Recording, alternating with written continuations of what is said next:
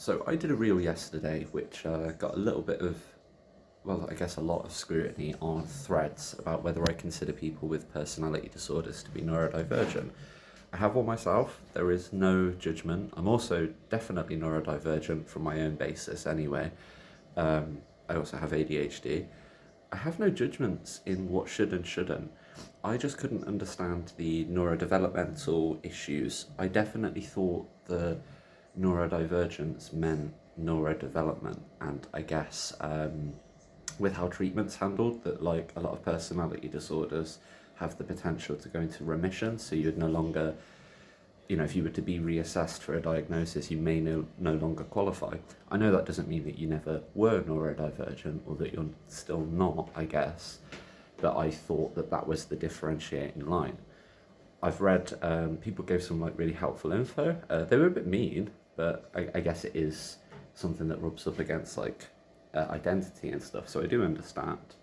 But they provided a study from Asa Asasumasu, who kind of coined the term neurodivergent to refer to, you know, well, basically, if you, instead of me giving it out any waffle, you can find it yourself and have the actual proper info. And after reading through, yeah, I do actually agree now. I think that makes a lot of sense, especially with some further arguments that have been made after that.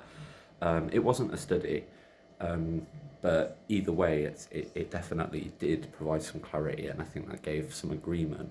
The only bugbear I have is I was pointing out the work which Judy Singer did throughout the 1990s and ultimately accumulated in a sort of, I can't remember the journalist's name who wrote about it, but it was with Judy Singer's work in 1998 where they coined the term neurodiversity, and I think that's what I was referencing. I don't think I really understood the difference between neurodiversity and neurodivergence, which I do now.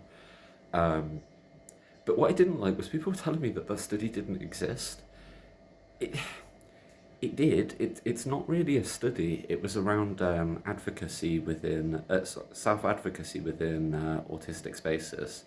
So people were keen on getting rid of it being viewed as like deficit. So instead of viewing, you have autism, you have ADHD, you have dyslexia, you can't do this is what's wrong. It was to try and change it to be more about just difference. So there's nothing wrong, you just have a degree of differences, and that's where the term neurodiversity was coined. You can Google that, but I appreciate it and I would change my view. Personality disorders, I guess, can be classed as neurodivergent.